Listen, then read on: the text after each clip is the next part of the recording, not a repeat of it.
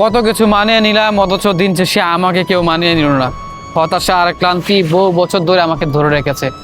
এ জীবনে অনেক শখ ছিল, স্বপ্নও ছিল, সেগুলোর কোনোটাই পূর্ণ হলো না। এ জীবনে সুখের গল্প লিখতে গিয়ে দেখলাম আমার কলমের কালি শেষ। এ জীবন না আমাকে মুক্তি দিল, না বিদায় দিল, বারংবার শুধু হতাশাই আমাকে উপহার দিল। এ জীবনের গল্পগুলো কাউকে খুলে বলবো এমন কোনো মানুষও দিন শেষে আমি পেলাম না। দিন শেষে সব কিছুই আমি মানিয়ে নিলাম, মানিয়ে নিতে কষ্ট হয়েছে, তারপরও মানিয়ে নিয়েছে, অথচ দিন শেষে আমাকে কেউ মানিয়ে নিল না, কেউ আমার ভালো চাইল না। এই জীবনে প্রত্যেকটা মানুষের স্বপ্ন পূরণ হয়েছে, সেটা আমি দেখেছি, অথচ আমার স্বপ্ন চোখের সামনে বারংবার ভেঙে গিয়েছে। যেইখানে একটু ভালোর জন্য গিয়েছি সেখানেই কষ্ট পেয়েছি, অবহেলা পেয়েছি। দিন শেষে প্রত্যেকটা মানুষের ভালো চেয়েছি, অথচ সেই আমাকে কোনো মানুষ ভালোবাসেনি, কোনো মানুষ মূল্যায়ন করেনি, কোনো মানুষ আমার এই দুঃখ বোঝেনি।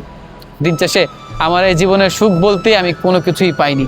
এই জীবন না আমাকে মুক্তি দিয়েছে, না বিদায় দিয়েছে, না সুখের দেখা দিয়েছে, না সুখের জায়গায় আমাকে রেখেছে। বারংবার শুধু হতাশা আর হতাশা। আমার সুখের গল্প আমি লিখতে যাব, তখনই দেখি আমার কলমের কালি শেষ, অথচ দুঃখের কোনো শেষ নেই।